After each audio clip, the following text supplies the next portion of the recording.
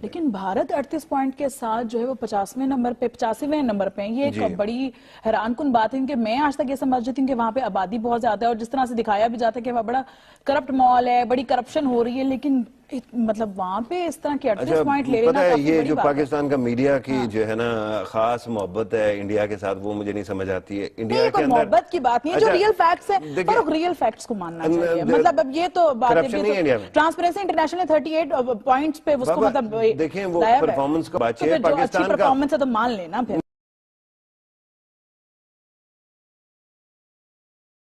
पाकिस्तान क्या कर रहा है, सवाल ये है, हम क्या कर रहे हैं आउटर स्पेस में? नहीं, देखें पाकिस्तान तो बहुत पीछे है ना, हम तो आउटर स्पेस में कहीं पे भी नहीं है। हमारा जो स्पेस रिलेटेड प्रोग्राम है बाकी इदारों की तरह मैं समझता हूँ उसके बारे में हमने ना आज तक कोई खास सुना और ना ही इसके बारे में कोई खास तवज्जो है, जबकि इंडिया हमसे बहुत आगे है।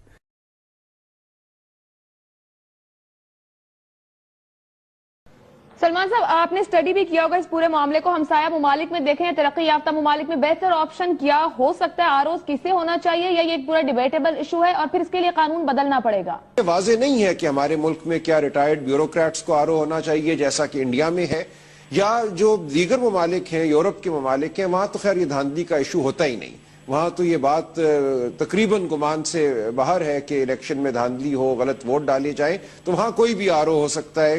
इलाके के किसी मोतबर शख्स को कह दिया जाता है या मेयर आरओ हो जाता है, तो वहां पे ये मसला नहीं पैदा होता, क्योंकि धांधली उन इलेक्शनों में नहीं होती। तो हमारे जैसे जो मुल्क हैं, पाकिस्तान, इंडिया, बांग्लादेश, यहाँ बिल्कुल गौर से हमें देखना होगा। और इंडिया में ये जरूर है कि धांधली की बड़ी शिकायत नहीं हुई बहुत अरसे से। अब क्या वजह है कि वहां धांधली की शिकायत नहीं हुई, हमें बहुत गौर से इंडियन सिस्टम को समझना पड़ेगा और उसका मुतालिया करना पड़ेगा।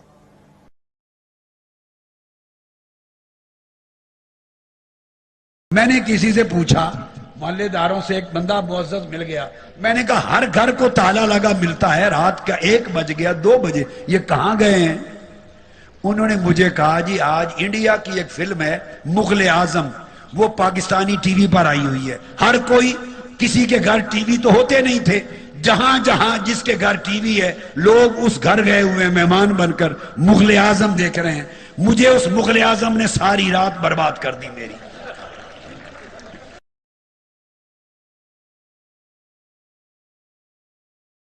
दीपक, मैं आपसे एक आज ये टॉपिक में नहीं है, लेकिन मैं आज आपको एक चीज जरूर कहूंगा कि जब हमारे प्रोड्यूसर आपके दिल्ली गए और वापस जब ये लोग आए हैं, मैं बताता हूं आपको कि इन्होंने जितनी आपकी तारीफ में करूं उतनी कम है, बिकॉज आप लोगों ने बहुत हॉस्पिटैलिटी दिखाई, इनको बहुत ज्यादा हॉस्पिटैलिटी दिखाई। और आज आपका मैसेज लेके हर टेलीविजन चैनल पे ये लोग जाते हैं और कहते हैं कि यार देखो कितना हमारे साथ अच्छा बर्ताव किया। दिस इज, जिस तरह इफ्तिखार कह रहे हैं और कुंडी साहब और जनरल साहब कह रहे हैं, this is the kind of an attitude हम दोनों को आगे।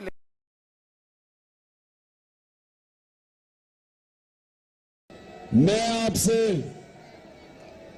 वादा करता हूं कि इंशाअल्लाह इसी पाकिस्तान में से आपको पैसा इकट्ठा करके दिखाऊंगा।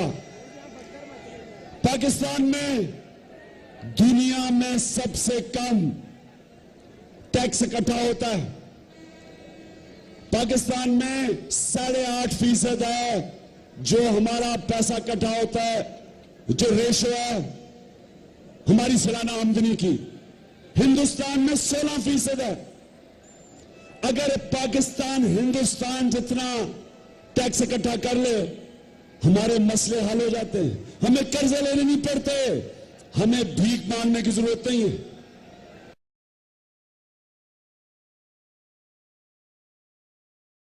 कितना अफसोस है कि हमारे मुल्क के अंदर हमें जज हजरात के ऊपर भी इत्तेफाक नहीं है। हिंदुस्तान में तो ब्यूरोक्रेट्स, परमानेंट सिविल सर्वेंट्स को लगा दिया जाता है और उसके ऊपर इत्तेफाक हो जाता है, कोई मेजर कंट्रोवर्सी नहीं होती। और यहाँ तो हमारे सुप्रीम कोर्ट के जजेस और हाई कोर्ट के जजेस के ऊपर भी 2 पार्टियां जो है वो इत्तेफाक नहीं कर सकती। ये हाल है हमारी जुडिशरी का कि इतनी पॉलिटिसाइज हो चुकी है और उनके जो रेपुटेशन है, उनकी क्रेडिबिलिटी जो है इतनी अंडरमाइन हो चुकी है। बड़े अफसोस की बात है, मगर ये रियलिस्टिक बात है। स्टेप बाय स्टेप आपको जाना है। आप यहाँ पे अपॉर्चुनिटीज क्रिएट करें और जो एक्सेस आ रहा है, जो एक्स्ट्रा आपका मैन पावर जो तैयार हो रहा है उसको बाहर, ताकि उसको तो यूटिलाइज करें। اس کو تو مطلب فروٹفل ہو. دیکھیں انڈیا کیا کر رہا ہے, دیکھیں انڈیا کیا کر رہا ہے, انڈیا یہ کر رہا ہے کہ اپنا مین پاور جو ان کا باہر چلا گیا ہے, چائنا میں, مڈل ایسٹ میں, امریکہ میں, ان کو انسینٹیوائز کر رہا ہے کہ وہ دوبارہ آئیں. لیکن یہاں پر یہ نہیں ہو رہا نا. اس سے پہلے کیا کیا تھا انڈیا نے, اس سے پہلے کیا کیا تھا؟ ہم ابھی اس فیز میں جس میں انڈیا گزر چکا ہے. اس نے سب سے پہلے اپنے مین پاور کو تیار کیا, باہر سے ٹرین کروایا, باہر گئے, انہوں نے ٹریننگز لی, ایجوکیشن لیا, ایون پارشلی یہاں انڈیا میں لیا, پارشلی باہر جا کے لیا. اب وہ اس سسٹم کا مطلب حصہ بن چکے, ویل ٹرینڈ ہے. اب ان چیزوں کو وہ لے کے آ رہا ہے, ایز اے ایسٹ استعمال کر رہا ہے. ہمیں بھی اسی طریقے سے چلنا ہے. اور دوسری بہت زیادہ امپورٹنٹ چیز ہے,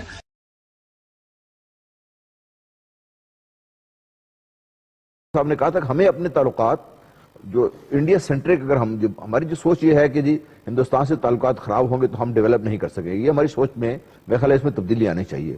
ہندوستان کے ساتھ تعلقات خراب کرنے کی بات نہیں ہے, ہندوستان کے ساتھ امن میں رہنا چاہیے, لیکن اپنے جو مفادات ہیں ان کی نگہداشت کے لیے, ان کو حاصل کرنے کے لیے جو کچھ بھی ہمیں کرنا چاہیے وہ ہمیں کرنا چاہیے.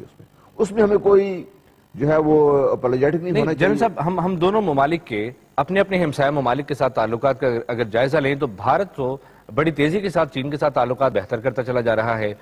چین کا جو ٹریڈ والیوم ہے وہ بھی گزشتہ برسوں میں بھارت کے ساتھ بڑھا ہے. اور اگر پاکستان کی بات کی جائے تو پاکستان کا ایران کے ساتھ ایک گیس پائپ لائن کا معاہدہ تک پورا نہیں ہو پایا. افغانستان کے ساتھ تعلق بہتر کر کے ہم سینٹرل ایشین سٹیٹس تک نہیں پہنچ پائے. تو پھر بہتر کون موو کر رہا ہے؟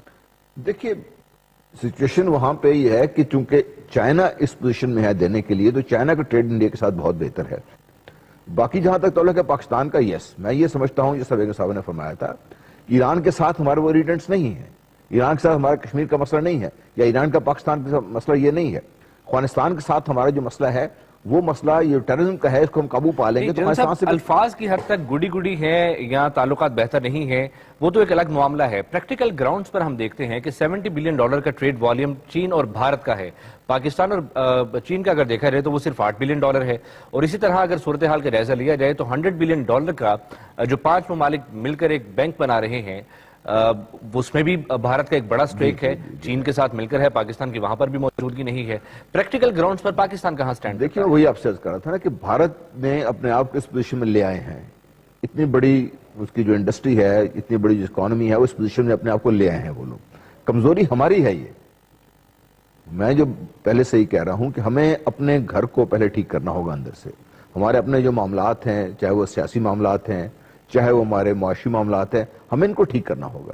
ہمیں اپنے ملک کے اندر, اگر آپ یقین رکھیں, میں سمجھتا ہوں کہ اگر ہم اپنے آپ میں سیاسی حالات کو ٹھیک کر لیں اور ہمارے یہ جو ایک تفرقہ بازی ہے یا جو ہم نے آپ کو مختلف لائنز پہ تقسیم کیا ہوا ہے, اس کو ہم کم کر لیں تو آپ یقین رکھیں کہ 3 سے 4 سال میں پاکستان پوزیشن میں آ جائے گا. کمزوری ہماری ہے اور ہمیں اس کو دور کرنا ہے.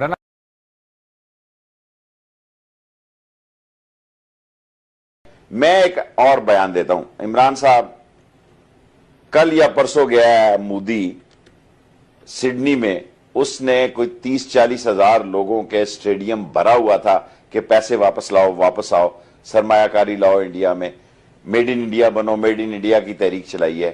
ایک آدمی نے بھی وہاں نہیں کہا کہ گو مودی گو. نہیں یہ کیسے کریں گے؟ اس نے شرم سے یہ نہیں کہا کہ میں چائے بیچا تھا. لسن نواز شریف نے ایک افغانستان کا میچ کھیلا, وہاں بندے کسی کو نہیں داخل ہونے دیا کہ اس کو پتا ہے سامنے سے نعرہ لگے گا گو نواز گو. سکول بچے سکول داخل ہوتے ہیں, گو نواز گو کے نعرے مارتے داخل ہو رہے ہیں. ہیڈ ماسٹر مار رہا ہے بچوں کو. سکول سے چھٹی ہوتی ہے, مشن سکول سے بچے نکلے ہیں, کل میں نے پروگرام کیا ہے, سارے یک زبان ہو کے نعرہ لگا رہے ہیں. یہ چھوٹے چھوٹے بچوں کا جو نعرہ قومی نعرہ بن گیا نا, یہ فرق ہوتا ہے قیادت کا. کہ مودی گیا امریکہ میں تو ہزاروں لوگ ٹائم سکوائر میں تھے, ہزاروں لوگ. مودی گیا سڈنی میں تو 40-50 ہزار لوگ اس سٹیڈیم میں تھے جنہوں نے یہ سرمایہ کاری واپس لینے کے لیے. آپ جاتے ہیں تو وہی 2-4 کن ٹوٹے اور 2-4 ایسے ہی